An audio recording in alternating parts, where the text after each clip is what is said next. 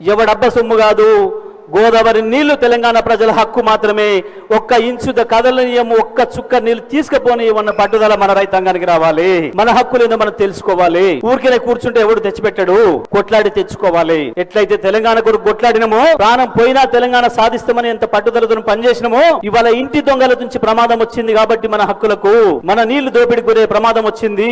ఇంటి దొంగతోనే ప్రాణగండం వచ్చింది కాబట్టి ఇంటి దొంగలను ఇక్కడనే పాతరేయమని చెప్పి కాలోజీ ఏది చెప్పిండో అది చేసి తీరాలి. మనము తెలంగాణ రైతాంగం ప్రతి ఒక్కరు గుర్తు పెట్టుకోవాల్సింది. అది ఇవాళ మంతన్ నుంచి మొదలుపెట్టి ఇక్కడి వరకు రైతాంగం ఇవాళ ఎదురు చూస్తున్నారు. కానీ నీళ్లు కళ్ళ ముందే పోతున్నాయి, మనకంటే తెలుస్తలేదు. కానీ అక్కడ ఆ రైతుల కళ్ళ ముందే నీళ్లు పోతున్నాయి, వాళ్ళు ఏడుస్తున్నారు. నేను పోయిన ప్రతి ప్రాజెక్టు దగ్గర వీళ్ళు రానియొద్దని చెప్పినా పాపం కింది స్థాయి ఉద్యోగం పోయినా సరే భయం లేదు, మాకు సార్ రండి అని చెప్పి నన్ను స్వాగతించి తీసుకుపోయి చూపించారు. మాకు బాధ అవుతుంది. కేసీఆర్ సార్ ఉండగా బ్రహ్మాండంగా నీళ్లు కలకల్లాడేది, రోజు మాకు పని ఉండేది. ఆ పడుతున్న నీళ్లను చూసి సంతోషపడదాము, తుమ్మ చెట్లు మొలిపిస్తున్నారు.